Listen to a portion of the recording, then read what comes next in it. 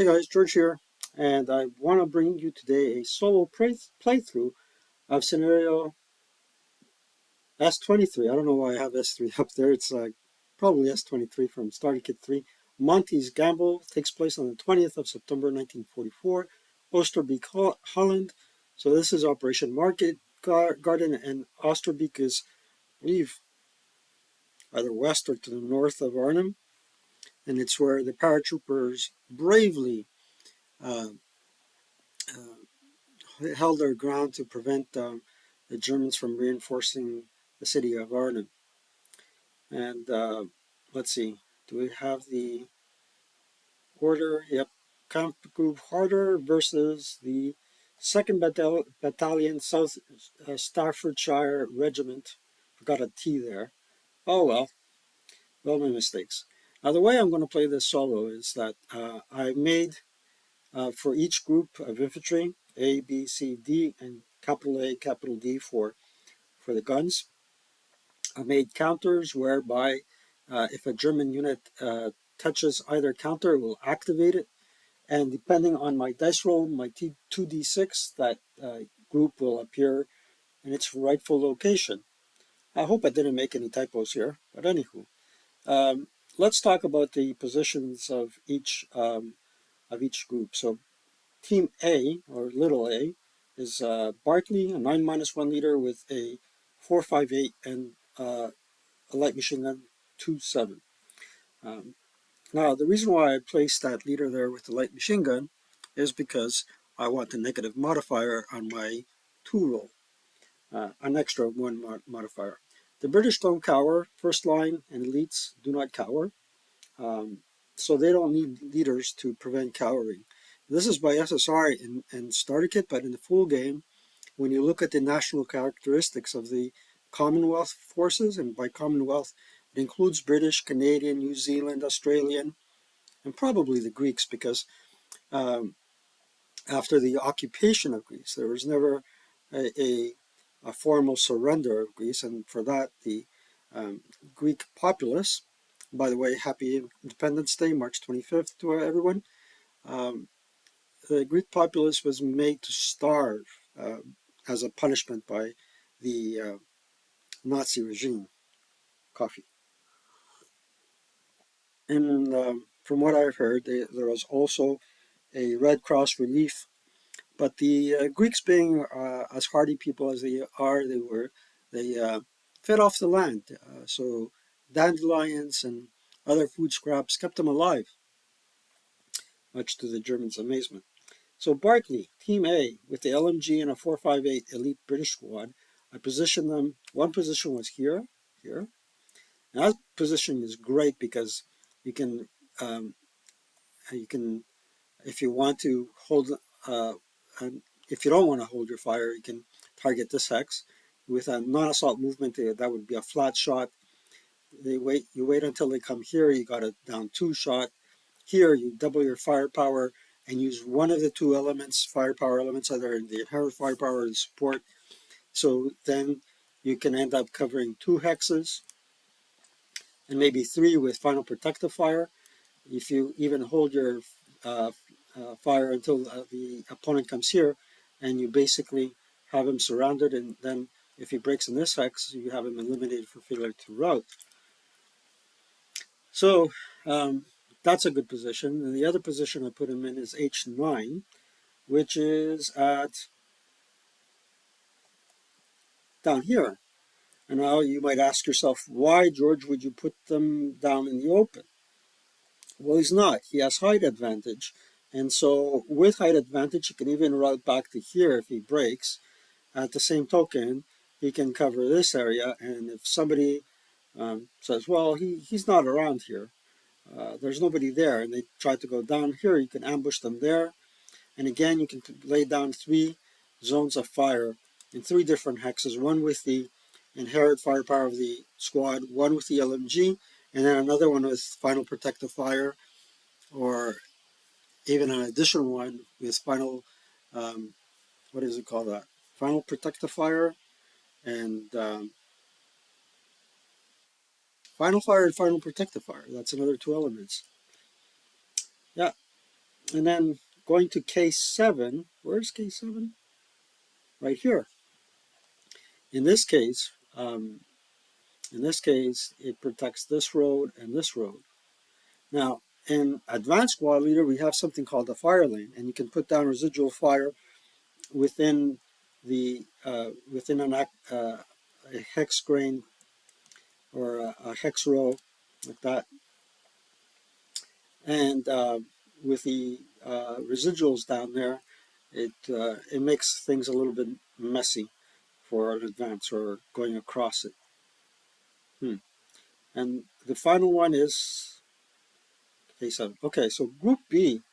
Group B is a leader with a Piat and a 458. Now, important to note, there is no backblast for a Piat. It does break down on a 10 because it was spring activated, and reloading that weapon with that spring was really hard based on what I've heard. I never tried one, so I wouldn't know, but history dictates that it was hard to reload, so easy to break. No backblast, but you can also use the -1 factor on your 2-hit roll. And the reason why I know that is because on the counter there's no triangle. A triangle, as in a little triangle that you find on a flamethrower, means there's no leadership DRM allowed. Okay, so now let's look at Team Bravo. I have 1 to 4 in G9. And this is a nice place as well. It affords cover. You can stay hidden until that a unit comes by him or tries to enter the building, and you get yourself a nice roll.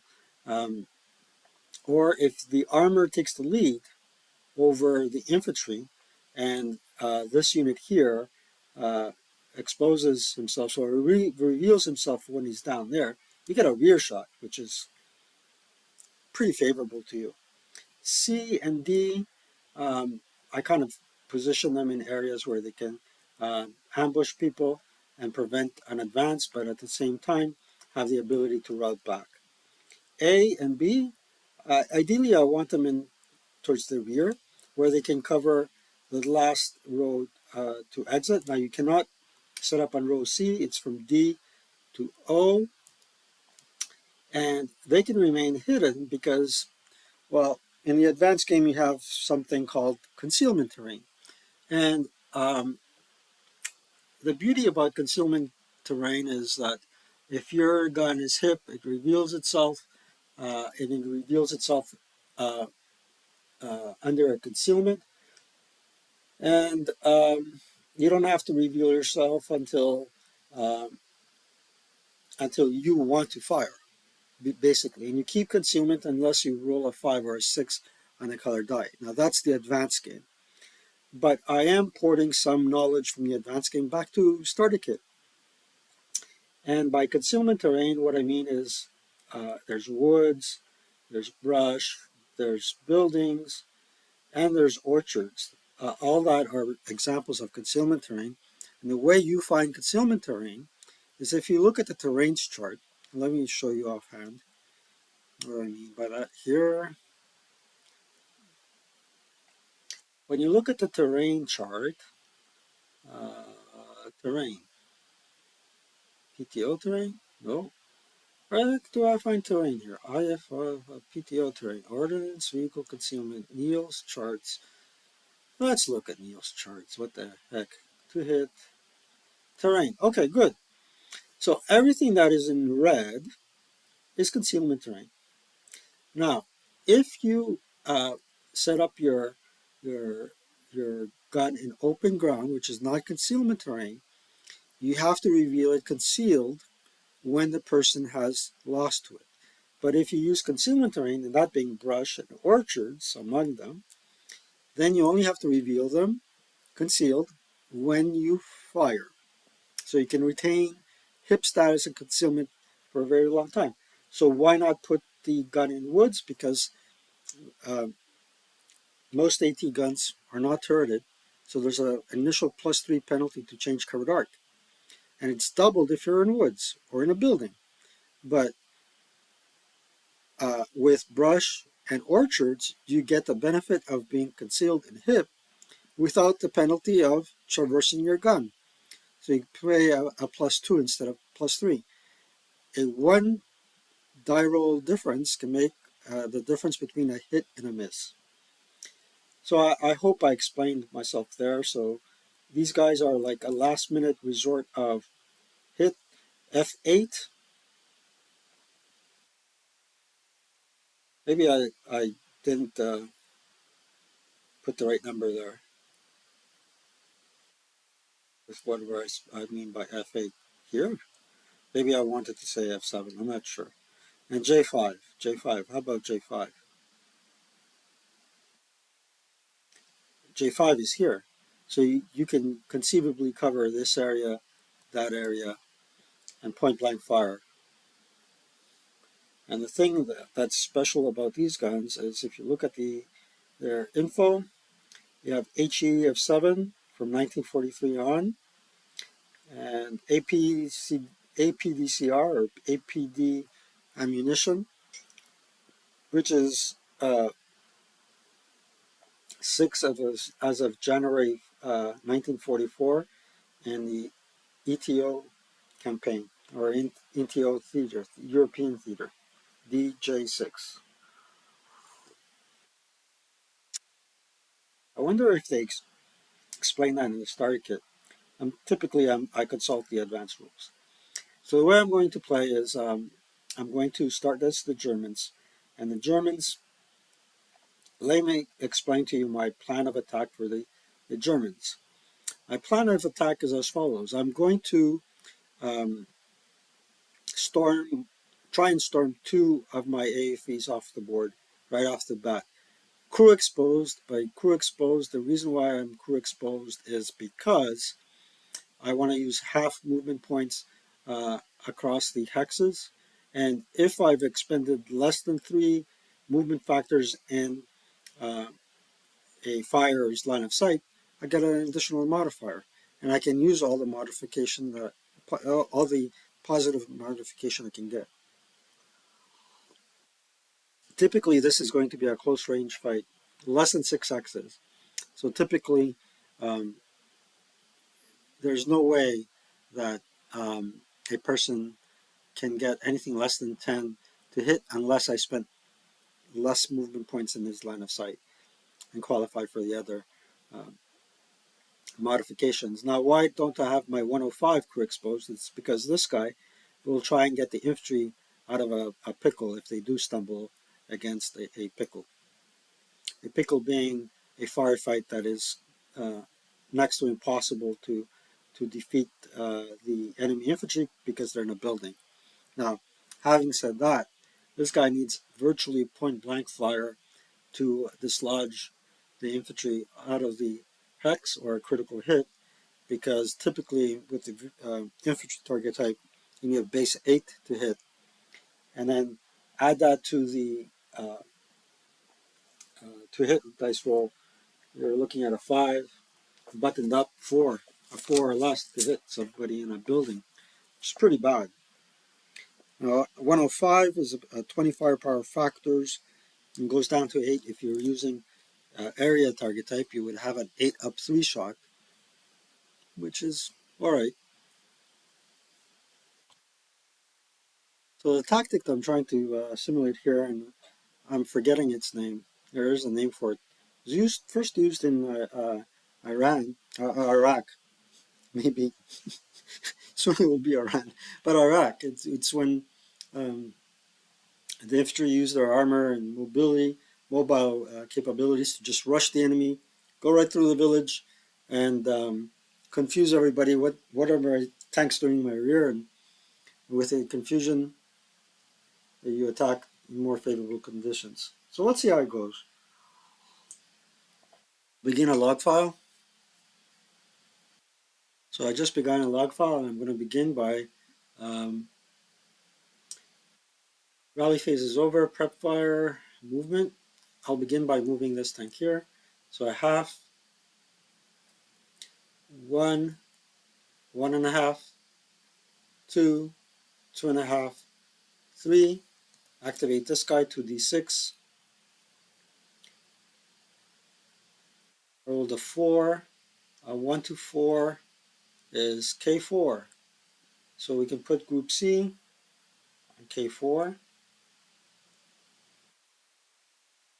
Now we can remove all the other C's, all the other C counters. There we go.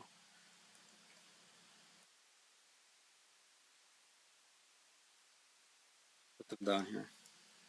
All right, now we have a choice of firing point blank fire at 8 up to, and we need either a KIA, which is impossible to get.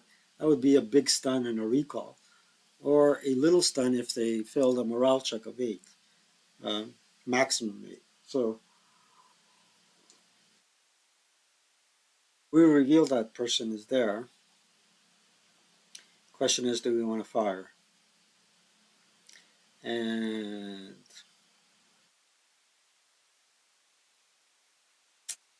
I have to let him go because I need to save his firepower for an infantry attack. So a half, 1, 2, 3 to there, 3.5. Let's activate this guy.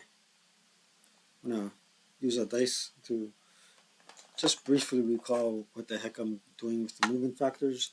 Let's roll a 2d6. Group A is being activated. A 4, J1. J1 is here. They come on board. And then we can remove all the other little a's. There's 2 and 3. Now, we're looking at a side shot. Okay? We're looking at being able to use their inherent firepower at the crew and then firing the LMG to actually kill the tank. And it's a side shot, remarkably enough. So let's study that for a second. Okay, so if we go to the IFT table, no, that will be actually with the LMG. We can either fire with the crew at 12 up 1 and try to get a stun, and the stun will limit our movement factors. And alternatively, what we can do, ordnance to hit. Um, he was basically in my line of sight here, here. No, wait a second. Here, not even. Let's see. How many movement points was he in my line of sight? There's a half.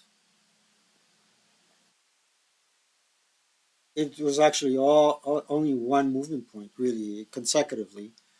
Anyway, so in that case, I would be um, less than or equal to 1 would be another +2.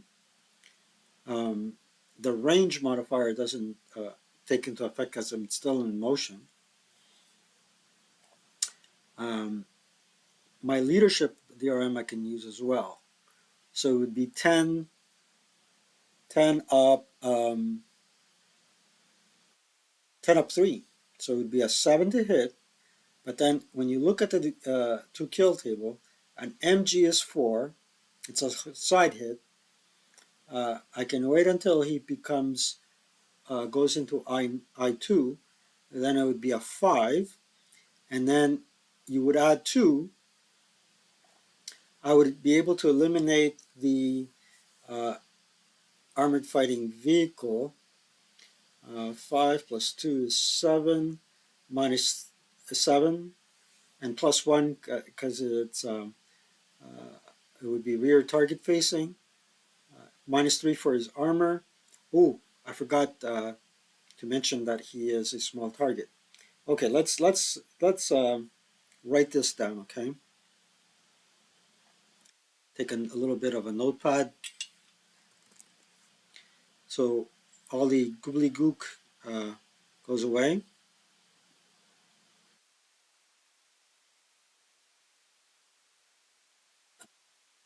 Here. Okay. So the googly gook goes away. So vehicular target type is usually 10, base 10 to hit. Okay. I can use my leadership modifier, which is -1. Okay, this is leader. Then case J1 and case J2 will be a complete +4 um, promotion. And I'm saying it's +4 because moving vehicular target is base +2, plus another +2 because I am assuming he used less than or equal to 1 MP in my fire's line of sight. So a total of +4. Then he's a small target. So another +1 because it's a small target. And target-based modifiers, uh, what cases that might be. Um, what case number is that? I just take it for granted. I know this off by heart. Let's see. Fire-based modifiers, target-based modifiers, vehicular size. Yeah, case P. All right, so I get another +1 for being a small target.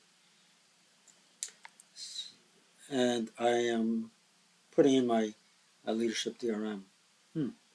So that would be a nice 6 to hit. And then for my target to kill, let's go to kill. It's base 4. There's where you see MG. Let's assume I get a rear shot, not a side shot, +1. That's 4 base, +1. Then you look at the penetration factor from 0 to 1 is another +2. So this is rear and +2 for range. So I'm adding uh, a total of 7. 7 to kill, and -3 for the armor. Makes it a 4 to kill. That's not a good a good one. That's not good to do. So what I'd like to do in this case is fire everybody at the crew, and it will be a 4 plus 2 is 6, doubled is 12, +2 for crew exposed, and -1 for my leadership +1. So 12 up 1. Let's see how that's going to work out. 12 up 1, IFT. 5, 6 on the 12 chart is a whopping 2 MC, so I need to roll 6 or less. I did. They're first fired. And now I got 6 residuals in there. And they go on their merry way. So 3.5, 4. Let's activate this guy. 3 is G9.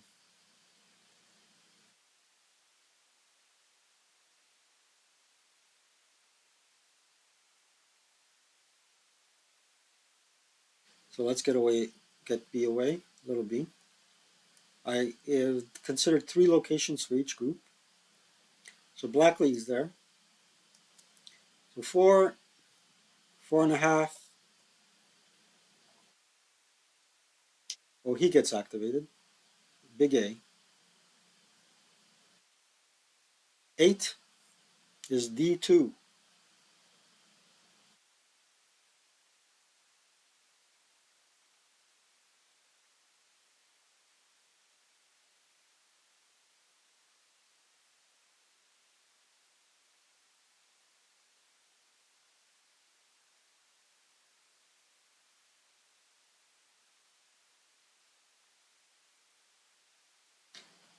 Holy, holy. So a half, one, two, three, four, four and a half, five, five and a half,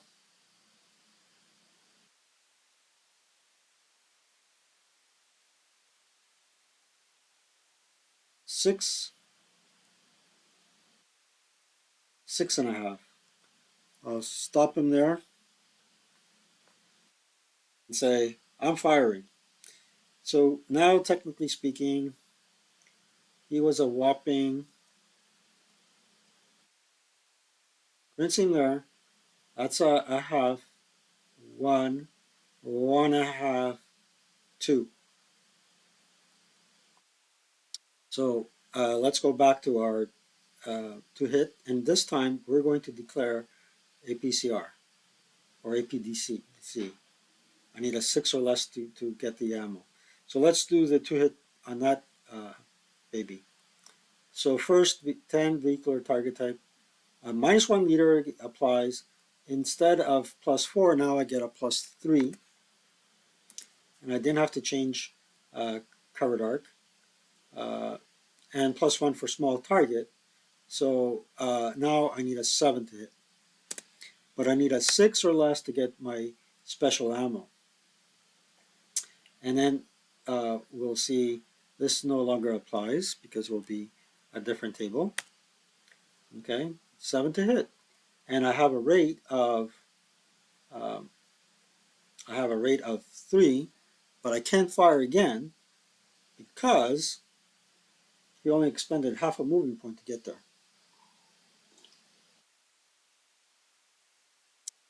Let's roll 6 or less. Let's see. To hit. Ain't gonna cut it, but guess what? All this means is that this guy here doesn't have the special ammo, so I can go to depleted ammo, click on APDS, and then click up again, uh, toggle on off. We don't have APDS. Um, that shot was as if it never happened, so we can roll again. And now it's a 7 to hit. Hit 7. 6 hit. Now let's look at the 2 kill. Now you have to be careful using the 2 kill because gotta find the proper category. Vehicle 2 kill. So you want to find a 50L. And star signifies that something about special ammo. And it's APDS only. The HE depletes at 7. So, in other words, that would be if I was firing at infantry with HE, I would need uh, to fire HE and roll 7 or less to hit, or use APDS, and the APDS or AP ammo equivalent on the IFT is only a 2 firepower attack, but 2 even. It's all right. So now let's look at 57L, which is here. It's a 15 to kill. But this 15 is subsequently modified by range, and he's 2 hexes away. So now it's a 16. So 16 minus 3, guys, is anything but a 12. So that's a pretty powerful hit. Okay, so anything but a 12 to kill. I rolled an 8, which is significantly lower than what I needed to destroy it. So it was a 16 attack, base 15. Due to range and penetration, I add 1 to 16, minus 3. I needed anything but a 12. This dude is, and did I get rate on that shot? No, I did not. Crap. All right, so this guy is wrecked, and uh, he first fired. Yeah. Does he leave any residual there? I don't think so. Now we know what we have here, what we're up against. The next armored fighting vehicle. Half, one, one and a half, two. I want a slide shot. Two and a half. Let's roll for this baby now. Not much of a baby. So a half, one, two, two and a half. Let's roll a 2d6, see where he pops up. 8. So little d pops up in I7.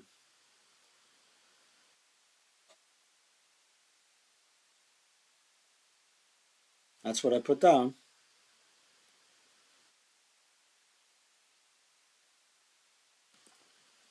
So this guy comes off, little d.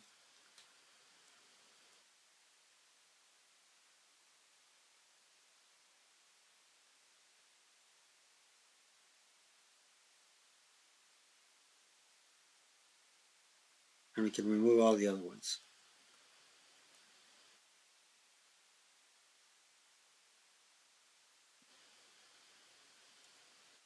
So I said 2.5 to there.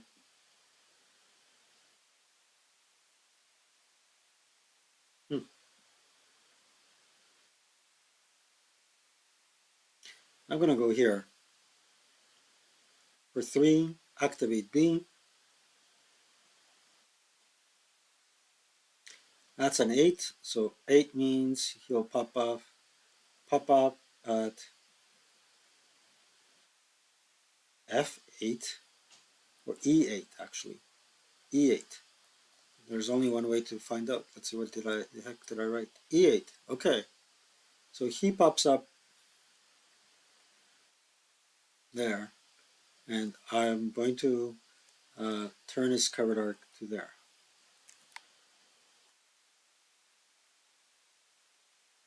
And get rid of B.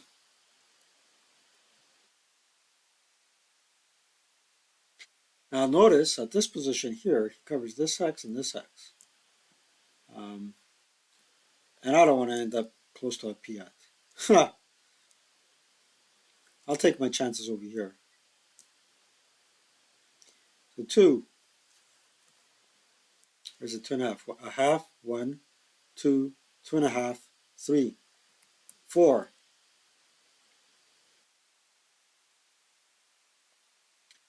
4. I'm thinking he's going to get away, so I'm going to try and fire.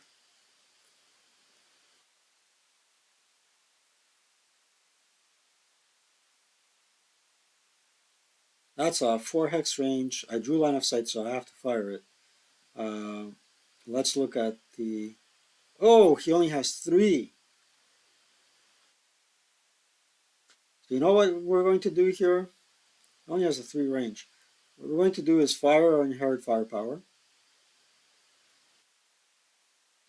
at 4 up 2, right there. Or 6 on the 4. 6 on the 4. It's a normal. I need to roll 8 or less. 9. Buttons up. And he is stunned. Right there. Oh, the tragedy of everything. Okay, now let's move in the infantry. Should I go CX?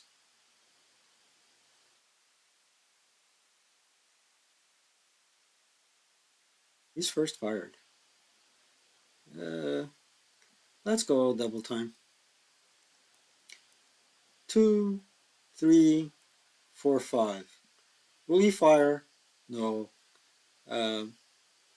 Here, we're going to go 2, 3, 4, 5. Now we can fire at 4 up 2.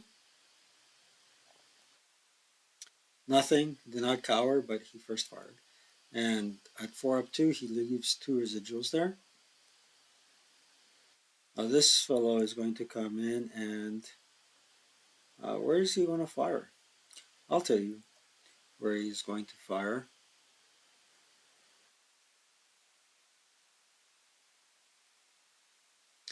Where will we fire?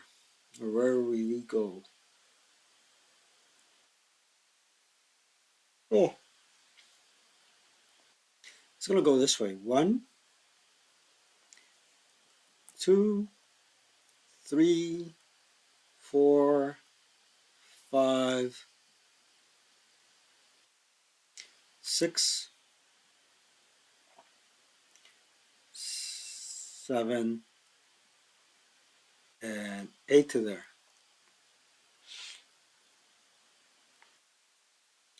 This fellow is going to go double time.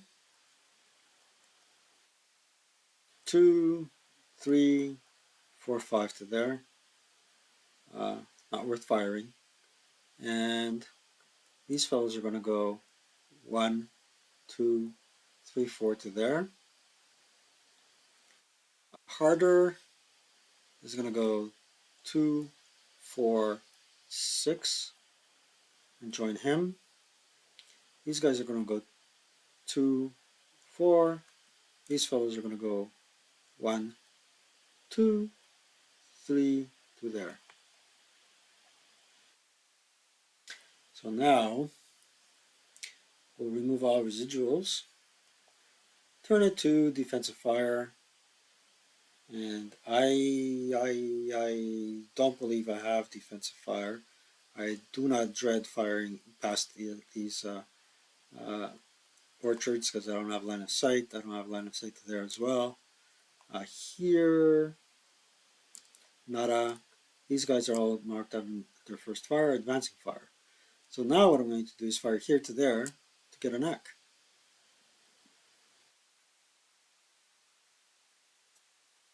I didn't hit myself that hard. So now here we got a, well, bad things.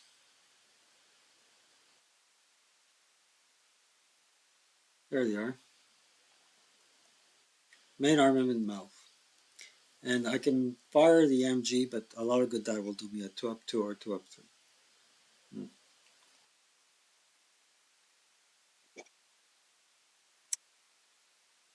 I am keeping my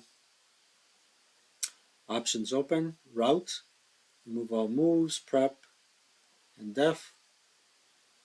We got no routes. Advance. And let's advance to here, here, here, here, here, and there.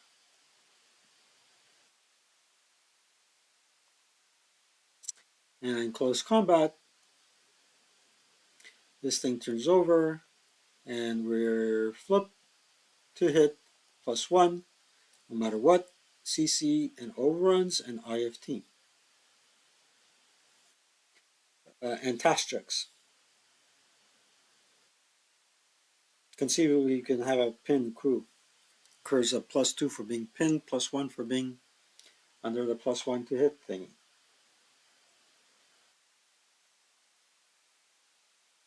Maybe I shouldn't be drinking coffee. Okay.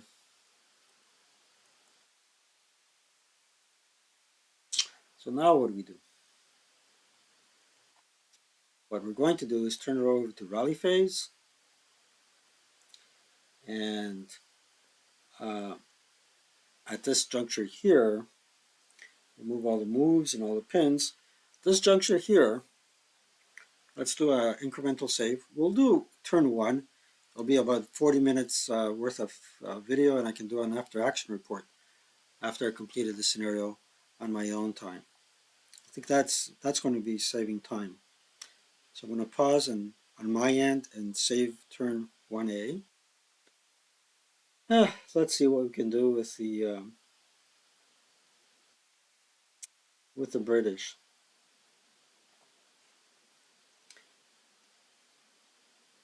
Yep, time is rolling. Let's see what we can do with the British.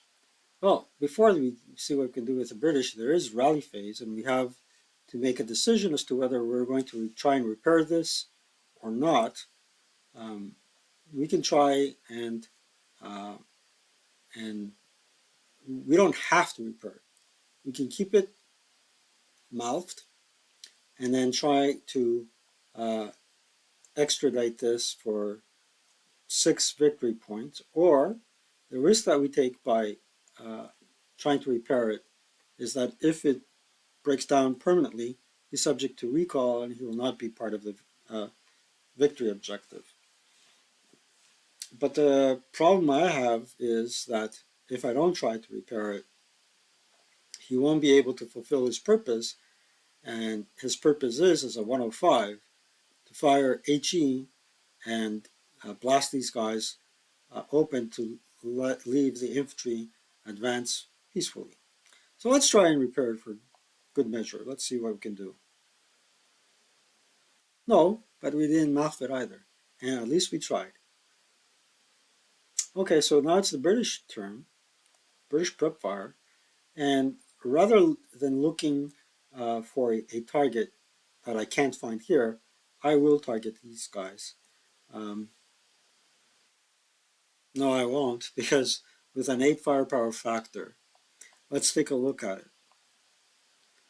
We do have rate, possibility of rate, but let's take a look at the charts again.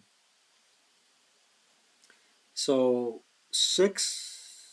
4 to kill, and +2 for penetration makes it a 6, but his frontal armor is 8. So and cannot get a critical hit with the LMG or an MG for that matter. So I don't have a target. If his armor was a bit lower, I'd say yeah. Um, Now in this case, if I attack him at 4 up 3, he can return fire at 6 up 3. Is it worth my while to um, skulk back? Perhaps it is. And the same thing with this fellow here. Oh, he can hold his ground, and he can hold his ground as well. Um, and in this case, should I skulk or should I stay? And Harder has 2 hindrances at least before he can hit me, and then another 2 10. And what does he have? He has a kill stack of 14-12. So I'm going to try and skulk this guy down to here. And Harder will try to get him one way or another. See what happens. So I am not going to fire. I'm going to go to movement. And basically what this guy is going to do is assault move to there. Now he has a 4 up 3. He can try it if he wants to. Let's try it.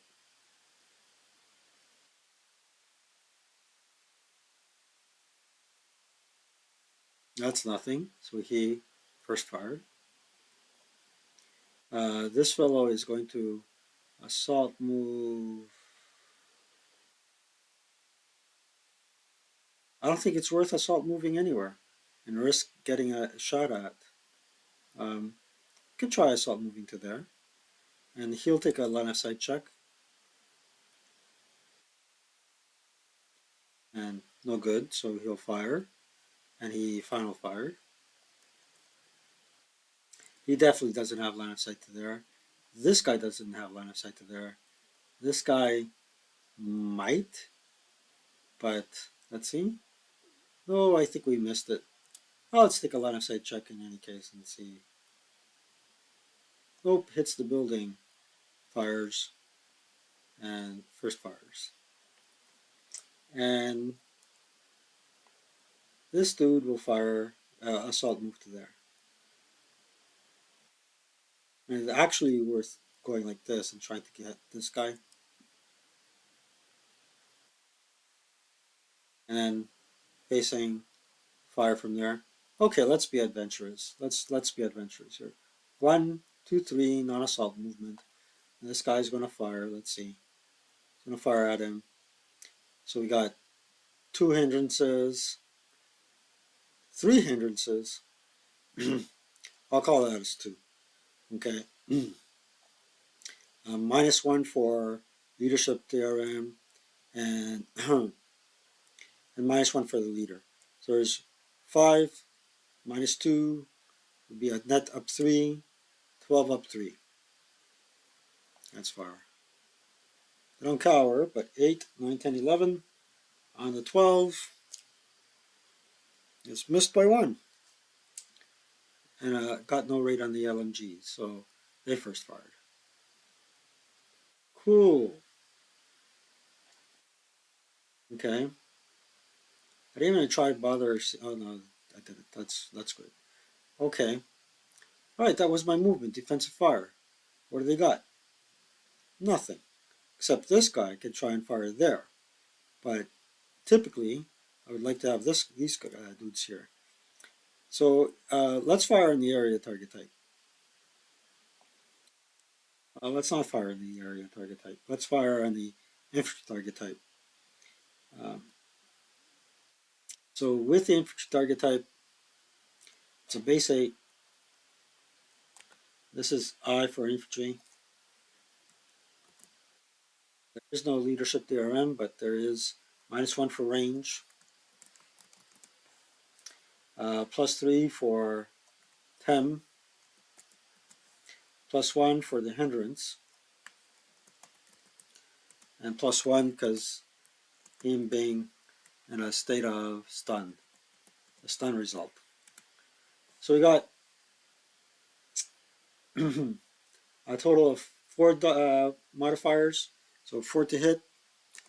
And before you even announce that, you should look and see if you have any special ammo. SN6, S8, A4, and MG vehicle covered arc only. Alright, nothing special there. 4 to hit, and no rate, no hit. We get a little ack there though.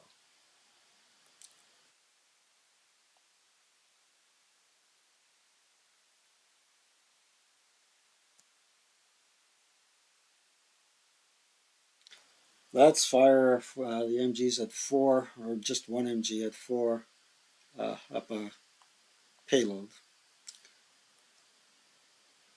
So that's 5 plus at least 4. That's a 9 on the 4, which is nothing at all. Okay, and they final fired. Okay, advancing fire. Remove all the moves, and he'll try now to fire there. So a 2-hex range, mouth 2-hex range. It is, we're talking about a base 7. Oops, 7. We're looking at the PIAT table.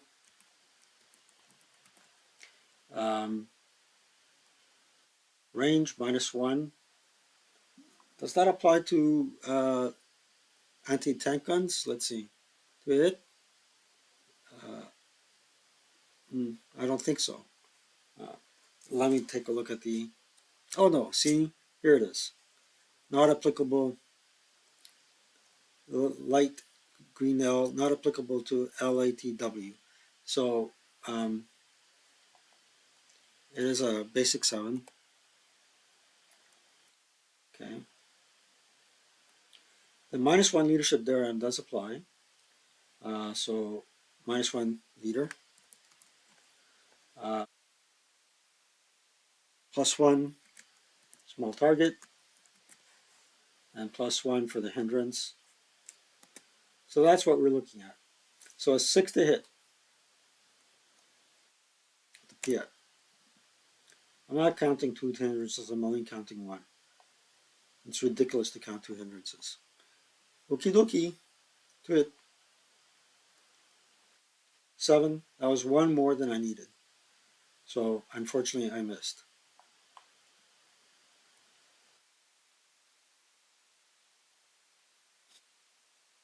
Here we have something else in store. So that's my advancing fire route phase.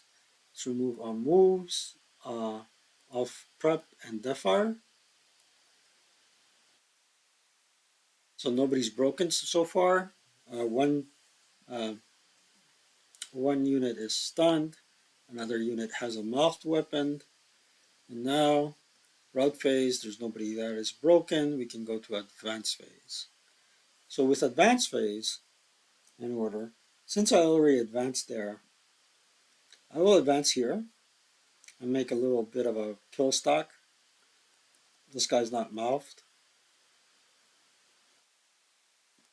Okay. I'll advance this fellow here because discretion is the better part of valor. And I got a little box here. Now I'm going to take a task check to see if I can go in there. I need a 9 and a 9. I got them. No, I didn't. And now actually I'm not even sure that if I needed to roll for the leader.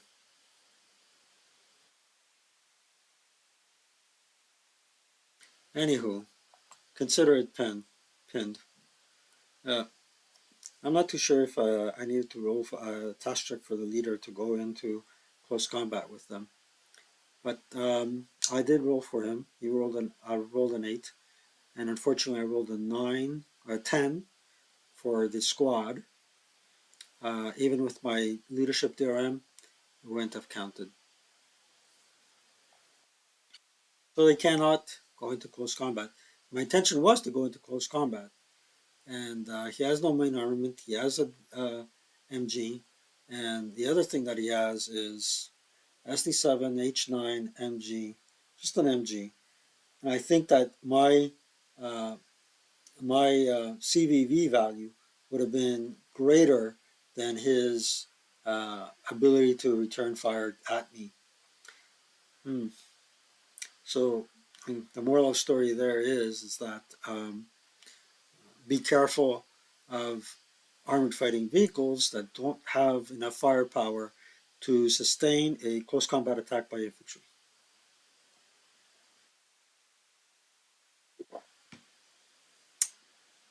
So this is 53 minutes, and time flies. Let's turn it over to close combat. There isn't going to be any. This was British turn 1, and part 2 will be an after action report of this video because we're already 53 minutes into the video. Yeah, after action report. Um, let's keep it steady for a moment. Study how things have unfolded. So we have 4.5 turns to exit, and we came about a good 1/3 of the board up. Um, and next turn will be very exciting to do because we'll have to find a way to squiggle out of here. Now with the AT guns back here, these two tanks and one of them being mouthed, will be in a bit of a pickle, but not an insurmountable pickle. At least one of them will have to get out. Um, this guy is a big joker, and so is this guy. And in the meantime, the infantry have been funneled all down the middle of the board. Still anybody's game, but the Germans will have to press the attack. They'll have to press the attack. Do watch my video about the second front version of this scenario, and you'll see that with a little bit of luck, the Germans can win. Although raw data stipulates that this is a really one of the most played scenarios, and 2 out of 1 times, 50% of the time, the British win um, over the over the Germans. There's a 2-to-1 chance. That's pretty much my video. Hey, listen, guys and ladies and gentlemen, I should say, thank you for liking and subscribing. I think that the ASL crowd, at least on my channel, is impeccably good,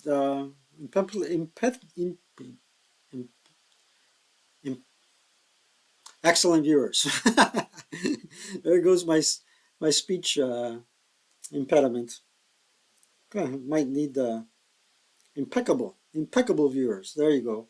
And impeccable subscribers. You do pass the um, word around. You are dedicated viewers, most of you at least, and it's thanks to you that I'm here where I am with the ASL videos. Now, with tax videos in my playlist for tax knowledge, that's doing pretty well as well. But some folks are very disappointed in finding game videos on a channel that also has some tax videos. So I started a my own tax tax knowledge channel called Can Do Tax. So if you're interested in Canadian taxation, do go there. I'm steadily um, increasing the video content there. So again, thank you so much. Like and subscribe. Do tell your friends about it, about this channel, and keep up the good work. Take care.